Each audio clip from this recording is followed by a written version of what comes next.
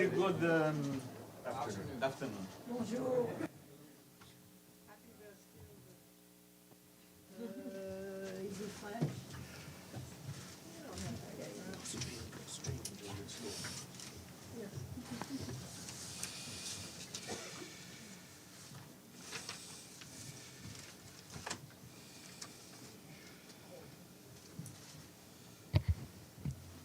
All right, good afternoon. Thank you for your patience. We are delighted to be joined by the Secretary General of the United Nations, the Deputy Secretary General of the United Nations, the Undersecretary General for Economic and Social Affairs, and next to the Undersecretary General is Bjork Sanderchair, who is the Assistant Secretary General in the Department of Economic and Social Affairs. The Secretary General will say a few words. Mr. Lee will then say a few words. Then Mr. Lee, the SG, and the DSG have to leave because of other events linked to the high-level political forum. But the Assistant Secretary General will stay behind and answer your questions, though the Secretary General will take a couple of questions as well. With that introduction, sir, you have the floor. Dear members of the media, today we launch the Sustainable Development Goals Report 2025. And the Secretary General Lee will go through the details, but allow me to kick things off. We are now 10 years into our collective journey towards the 2030 Agenda for Sustainable Development. The report is a snapshot of where we stand today. Since 2015, millions more people have gained access to electricity, clean cooking, and the internet. Social protection now reaches over half the world's population, a significant increase from just a decade ago. Access to education has continued to increase and more girls are staying in school. Child marriage is declining. Renewable energy capacity is growing, with developing countries leading the way. And women's representation is rising across governments, businesses, and societies. These gains show that investments in development and inclusion yield results. But let's be clear, we are not where we need to be. Only 35% of SDG targets are on track or making moderate progress. Nearly half are moving too slowly, and 18% are going in reverse. We are in a global development emergency, an emergency measured in the over 800 million people still living in extreme poverty, in intensifying climate impacts, and in relentless debt service, draining the resources that countries need to invest in their people. We must also recognize the deep linkages between underdevelopment and conflicts. That is why we must keep working for peace in the Middle East. We need an immediate ceasefire in Gaza, the immediate release of all hostages, and unimpeded humanitarian access as a first step to achieve the two-state solution. We need a ceasefire between Iran and Israel to hold. We need a just and lasting peace in Ukraine based on the UN Charter, international law, and UN resolutions. And we need an end to the horror and bloodshed in Sudan. From the DRC to Somalia, from the Sahel to Myanmar, we know that sustainable peace requires sustainable development. In the face of these challenges, the report we are launching today points the way to progress. Transformational pathways in food, energy, digital access, education, jobs, and climate are our roadmap. Progress in one area can multiply progress across all of them. But we must move faster and we must move together. That means advancing affordable quality health care for all, investing in women and girls as a central driver of progress, focusing on quality education and creating decent jobs and economic opportunities that leave no one behind, closing the digital divide, and ensuring that technologies like artificial intelligence are used responsibly and inclusively. And it means recognizing a fundamental fact: progress is impossible without unlocking financing at scale. The recent Seville commitment reflected a commitment to get the engine of development reviving again, through reform of the international financial architecture, real action on debt relief, and tripling the lending capacity of multilateral development banks so countries can better access capital at scale and at a reasonable cost. We have more opportunities to drive these priorities forward, from the high-level political forum to the second Food Systems Stockade Summit to the World Social Summit and more. We must maximize these moments for real commitments and real delivery. Today's report shows that the Sustainable Development Goals are still within reach, but only if we act with urgency, unity, and unwavering resolve. It's a pleasure to be with you again, and I will give the floor to my dear colleague Lee. Thank you, Secretary General. Dear colleagues, as the Secretary General noted, we stand at a very defining moment. This report, the report 2025, serves as both our campus and a call to action, providing the critical evidence needed to guide the discussions at the HLPF and beyond. Data reveals in the report just tells us a story of the positive progress alongside turbulent challenges. Over the past decade, we have seen following tangible achievements. For instance, the new HIV infections have decreased by nearly 40% since 2010. Malaria prevention efforts have saved more than 12 million lives since 2000. 45 countries have eliminated at least one neglected tropical disease. An additional 110 million children have enrolled in school since 2015. Access to electricity has reached 92% of the global population, with 45 countries achieving universal electricity access in the past decade. Internet use has also increased by 70%, reaching 68% today globally. These are not the mere statistics, they are the stories of lives transformed. More children in school, more families protected, and more communities empowered. However, the report also lays bare a harsh reality. A challenging global context is stalling progress.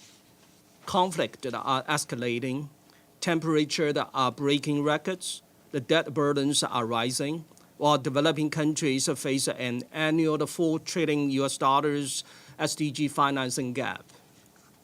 The world is not moving fast enough to achieve the SDGs amid the overlapping crises.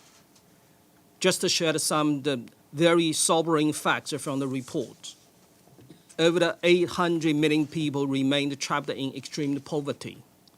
Billions of the people lacked access to safe water, sanitation, and hygiene. Women continue to devote 2.5 times as many hours to unpaid domestic and care work as men. Climate change is accelerating, with 2024 marking the hottest year on the record. At the 1.55 Celsius grade above the pre-industrial levels. Low and the middle-income countries face the record high debt servicing cost of the $1.4 trillion in 2023. Well, despite all those monumental challenges, the path forward is clear. In the report, it shows that the progress is still possible if we scale up solutions and build on hard-on gains. We must focus on our efforts on 6 key transitions that represented our most promising levers for systemic changes. The recent global events such as UNOC 3 and FFD 4 have demonstrated a renewed spirit and commitment to collective action. Let us seize the moment to recommit, to act decisively, and deliver on the promise. Thank you. Thank you very much. We'll take a few questions. Edie, please. Thank you very much, Mr. Secretary General. On behalf of the United Nations correspondents Association for doing this briefing. As you well know, my name is Edith Lederer from the Associated Press. You said that there had been progress on 35% of the SDG targets, but which, if any, of the 17 SDG goals are on target to be achieved by 2030? And if I may, what is your reaction to President Trump saying just an hour or two ago that if there is no peace deal in Ukraine in the next 50 days, he will impose biting sanctions on Russia? And I think we also would all like to know what, if any, role the UN is being asked to play if there is a new ceasefire in Gaza. Thank you. There are many different questions. First, there are only 35% of the goals that are on target. But that means that 35% of the goals are on target, and some are extremely important. Extreme poverty has reduced.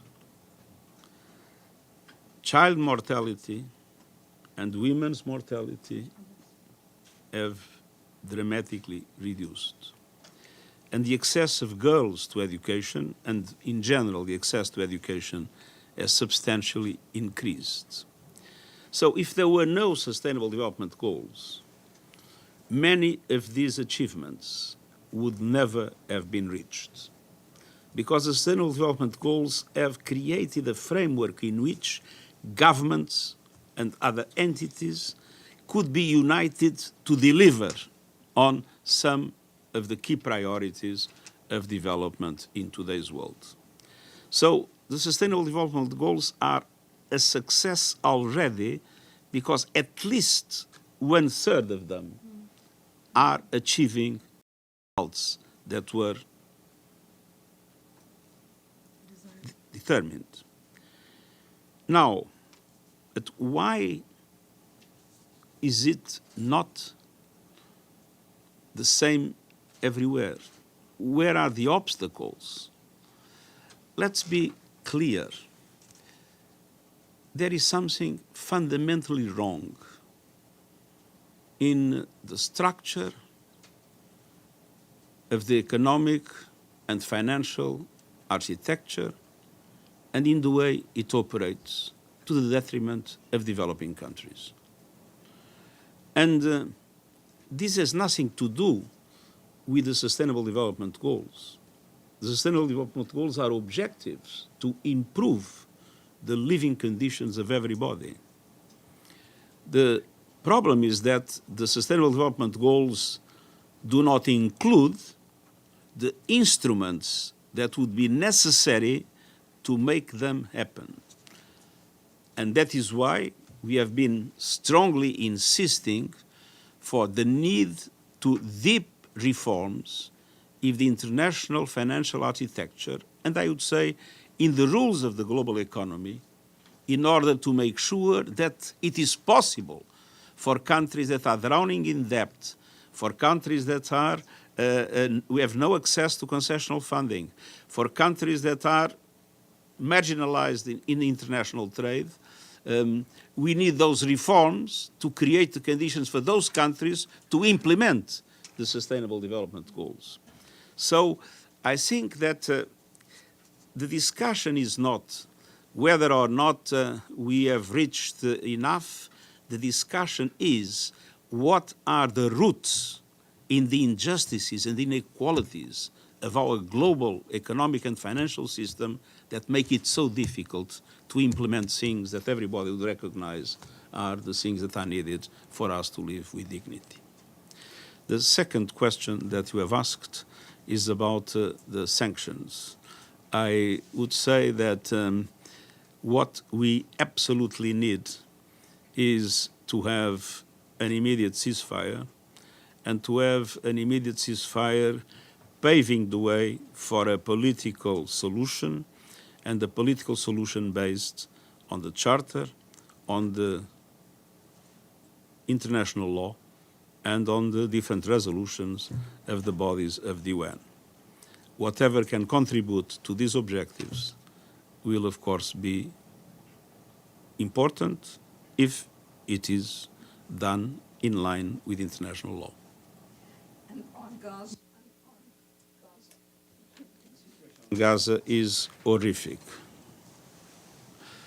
We all condemned the horrible, terrible attacks of Hamas. But what we are witnessing in Gaza is a level of death and destruction that has no parallel in recent times. And it is something that undermines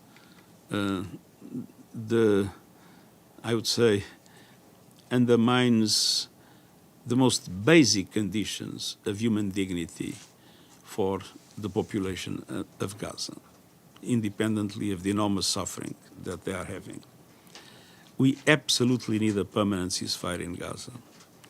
And I hope that the parties are able to overcome, both parties are able to overcome the difficulties that they still find for that ceasefire to take place. But the ceasefire is not enough. It is essential that that ceasefire leads to a solution, and that solution can only be possible if both Palestinians and Israelis can have a state where they can exercise their rights. The idea, and that is why we are going to have in July one conference on the two-state solution, the ideal that it would be possible to have 5 million people inside the country, in their own land, without any rights, is something that is totally against humanity and totally against international law. Sherwin, Rice Peas. South African Broadcasting. What is your estimation, sir, of the impact of the decisions by the United States in recent months to withdraw from various development-related initiatives, including climate finance and the recent Financing for Development conference that you referred to in Sevilla? Its rejection also of increased lending by development banks in particular, essentially pushing back at the reforms you are seeking to achieve in terms of the restructuring of the global financial institutions. How are you going to fill the gaps that are going to be left by the United States' withdrawal from these initiatives? Thank you. The problem is not the presence or not presence in international meetings. The question is that obviously we need, in an international economic and financial system that is fundamentally wrong and unfair, we need reforms. And to put obstacles to those reforms is indeed something that is extremely negative. And I hope that the countries that lead the global economy, the G7 countries, understand that it is better to lead the reforms of a system today than to wait and one day suffer the reforms of the system that will become inevitable. Deji? With China Central Television, a similar question with Sherwin. We know that Trump administration now reversed multiple policies. It's not only just the international financial institution, it's also about the clean energy policy. It's about its tariffs to bring instability of the world economy. How much impact would that be to the SDGs? And given the fact this is only the first year of this administration, you will have 4 years. How should other countries to do to achieve the SDGs? Thank you. Well, first of all, about clean energy, I think that independently of the will of the government of any country, and in particular the United States, we are witnessing an irreversible movement towards the hegemonic role of renewables. This is moving at a speed that nobody could forecast just a few months ago. And the truth is that even in the United States, you have a number of states that are moving forward very strongly, and you have the private sector that makes their accounts and sees where profits are. And today the cheapest energy is renewable. And so you are not intelligent if you invest in more expensive forms of energy, or if you invest in things that will be stranded in the near future. So I am pretty confident that the realities of the global economy will make any attempt to slow down the process ineffective. And I'm optimistic about the capacity of renewable energy to very quickly assume a leading role in the global economy. About trade, it is clear that any trade war is something in which nobody wins. Everybody loses. And so I strongly believe that it is absolutely essential to avoid trade wars. And we don't know yet what is going to happen. Many things are changing every day. But I hope we come to the end of this with a rational global trade system. Thank you, Pam, and then we'll have to go. Thank you very much for somewhat grim report, but an optimistic view of it. Pamela Falk from U.S. News and World Report. So a big picture question. The Pew Charitable Trust, other organizations look at the UN and favorability around the world. And although it's still positive, it's trending downward. What can you do, particularly since global goals like nutrition that overlaps 2 SDGs, the N4D is looking for private sector funds, clusters of countries. Is that the new multilateralism? And what can you do to bring up the favorability of the UN? Thank you. What we are witnessing in the world today is a progressive trend for a multipolar world. You see the emerging economies growing at a faster rate than developed countries. We can talk about China, but we can talk about India, we can talk about Indonesia, we can talk about so many other countries. So the global economic relations are changing, and we see a trend more and more for these different entities to network. And in that networking, multipolarity will tend to strengthen multilateralism.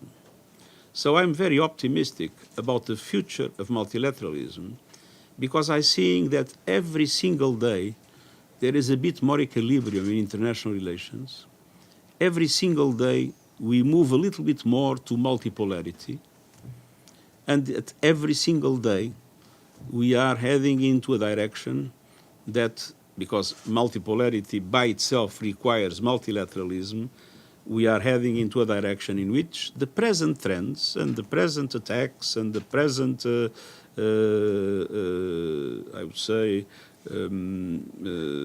forms of undermining multilateralism will inevitably fail. Thank you very much. We need to let our guests go, but ASG Bjork Sangchair and her colleague will come up and take some more questions on the report itself. So thank you.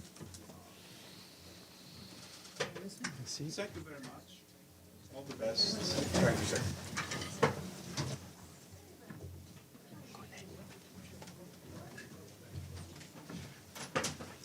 Thank you.